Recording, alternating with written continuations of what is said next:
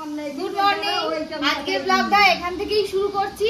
সকালবেলা এই লাউ শাক দেখিয়ে দেখো, আমাদের মাসি ওদিক থেকে আসে। কোথেকে আসে বলো তুমি?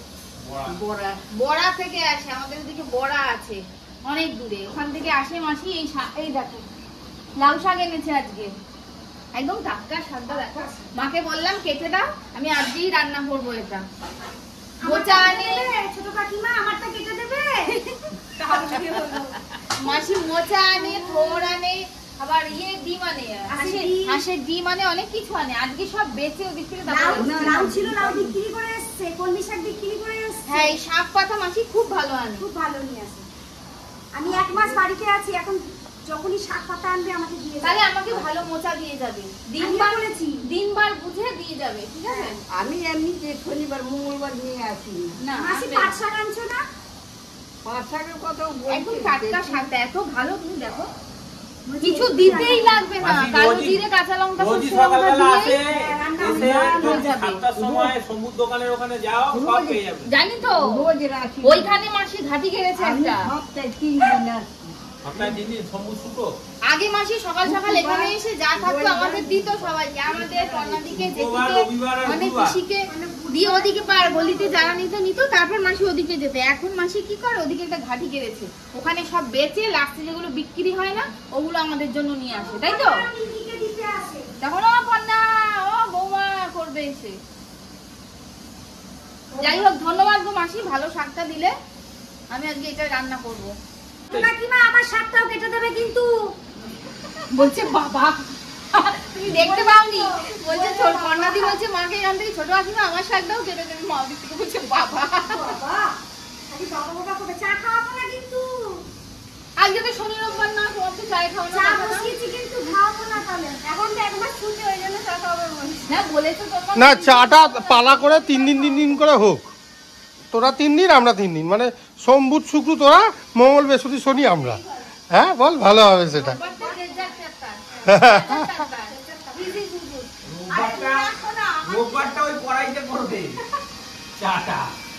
পুরো পাড়ায় দিতে হবে। হয়ে গেছে কি? মাসিকে ছেড়ে দে রোডের মধ্যে। হ্যাঁ হ্যাঁ হয়ে গেছে। কত মাসি এটা? কত দিয়েছি? পাউতে 10 টাকা, 2 টাকা, 12 টাকা। আচ্ছা, সস্তায় 1 বস্তা 12 টাকার শাক। তখন তো দেখলে শাক ফাক সব নেওয়া হলো, মাসি দিয়ে গেছে, আমাকেও একাটি, বর্ণাদিকেও একাটি। আমি তুমি রান্না করেছো? বর্ণাদি কেটে রেখে দিয়েছি, তো কেটে বেছে রেখে দিয়েছে ফ্রিজে। আর আমি রান্না করলাম, কি দিয়ে রান্না করলাম জানো তো? শাকটাকে সেদ্ধ করে, জলটা তো অল্প ফেলে দিয়েছি, সেদ্ধ করে নিয়েছিলাম। আলু, কুমড়ো, কালো জিরে, শুকনো লঙ্কা দিয়ে ফোড়ন দিয়ে ভালো লাগলো, ভাজা ভাজা করলাম নুন মিষ্টি দিয়ে। না নামানোর আগে সর্ষে আর রসুন বাটা, মানে সর্ষেটাকে রসুনের সাথে বেটে নিয়েছি। তারপর তোমার বললাম না, ওপর থেকে ওটা দিয়ে ভালো করে নাড়িয়ে এবার নামিয়ে দিল। উপরে নামানোর আগে জাস্ট একটু কাঁচা সর্ষের তেল দিয়ে দেবে। ওটা করেছিলাম, আমার করতে হতো, আমি আজকে করে ফেললাম। শাকটা টাটকা আছে তো, মা আবার কি করেছে, ডগগুলো ফুটে রেখেছে, ভাতে খাবে কালকে।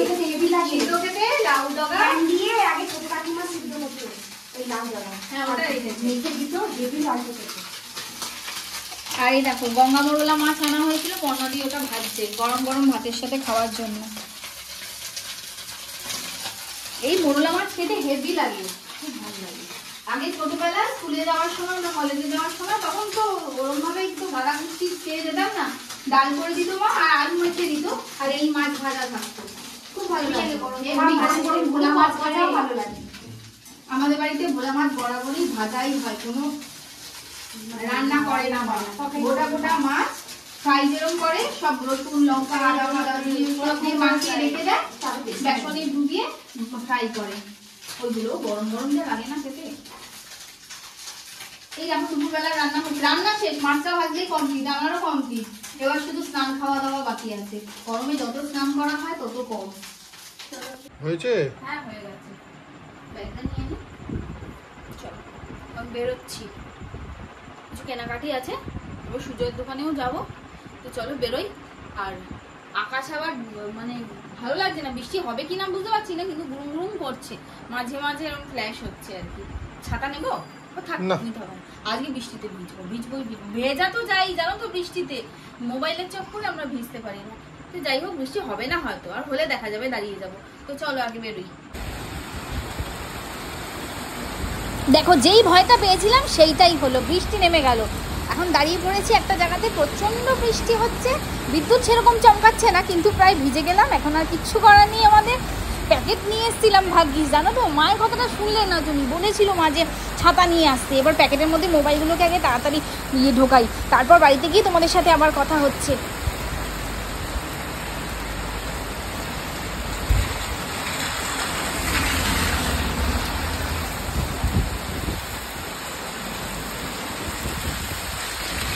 এবার মনে হয় ভিজে ভিজেই বাড়ি যেতে হবে, জানো তো।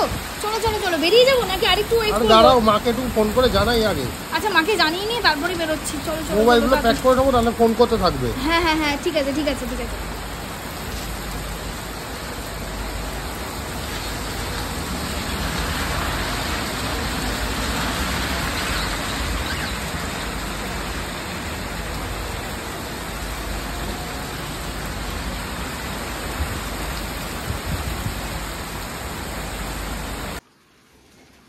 কি গো, 11:30 বাজে, রাত। কি খাবার দাবার পাবো না? খাবে না, খাবো, খাবারের দিতে ব্যবস্থা করছি। এখনো রান্না করে যাচ্ছ? এই দেখো 11:30 বাজে। কি বলো তো, রাতে রান্না বানানোরই ছিল। এবার আজকে প্রচন্ড বৃষ্টি হচ্ছে, বাইরে বেরিয়েছিলাম, ভিজে ভিজেই তো ঢুকেছি। এবার আবার স্নান টান করে নিয়ে, কারণ ওয়েদার যেহেতু চেঞ্জ, মুডও চেঞ্জ, খেতে হবে একটা অন্য কিছু। নর্মালি ও আর মা রুটি খেতো, আমিও ভাত খেয়ে নিতাম, আমার ভাত করতেই হতো। তাই ভাবলাম ডিম দিয়ে ডিম বিরিয়ানি বানানো যাক, ঝটপট ডিম বিরিয়ানি। তোমরা আবার ভাববে ডিম বিরিয়ানিতে আবার ডিমের ভুজিয়া কেন? একটা ডিম সিদ্ধ করতে গিয়ে দেখি তো ফাটা ছিল, ওটাকে ডিমের ভুজিয়া করে নিয়েছি, ওই ওপর ছড়িয়ে দেবো। বলতে পারো ও একটা ডিমের 1 পট মিল বানাচ্ছি, ঠিক বিরিয়ানি নয়, তো তারই ব্যবস্থা করছি। তাই জন্য ভালো জিনিসটা খেতে গেলে একটুখানি সময় দিতে হয়, তো বলো বন্ধুরা। সকালেও তাড়াতাড়ি ওঠার আছে। হ্যাঁ, সকালে তো তাড়াতাড়ি ওঠার আছেই।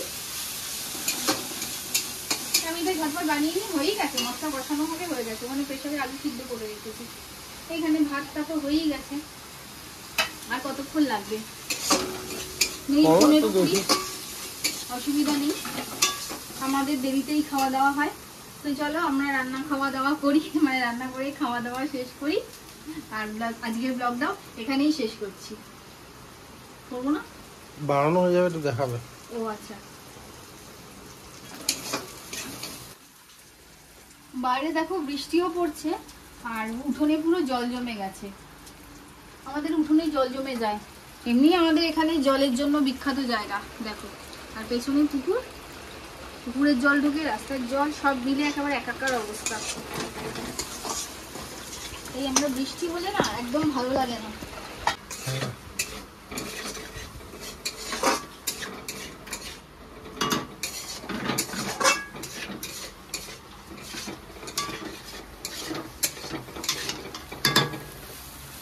আলু চন্দ্রমুখী আলু তো একটু বেশি সেদ্ধ হয়ে গেছে।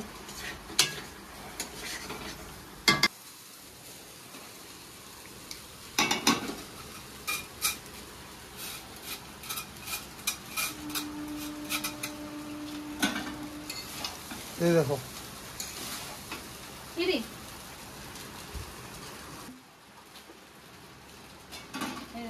আলু দিয়ে দিয়েছি, আলুর মধ্যে মানে রাইস দিয়ে দিয়েছি, ডিম, ডিমের ভুজিয়া, কাঁচা লঙ্কা সব দিয়ে দিয়েছি। ভাতে নুন দেওয়াই ছিল, একটু অল্প করে নুন দিয়ে দিলাম, আমার খুব নুন খায়।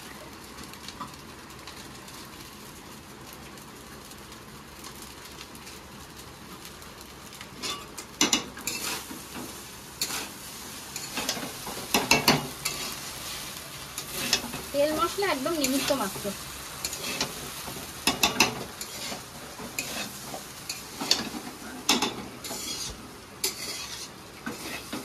রান্না কমপ্লিট হয়ে গেছে, বৃষ্টি আরো জোরে চেপেছে জানো তো। কড়াই নিয়েই চলে এসেছি টেবিলে, থালাও নিয়ে এসেছি। এবার বেঁধে নেবো, রাতও অনেক হয়ে গেছে।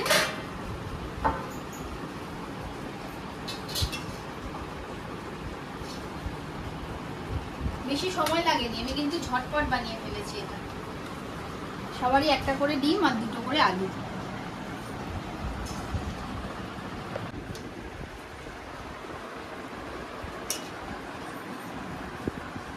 আমি তো সামনে আছি, বাড়ছি। আমি তোমাদের একটা কথা বলতে পারি যে দারুণ কিন্তু গন্ধটা বেরিয়েছে। তুমি কি বলো? গন্ধটা কিরকম লাগছে?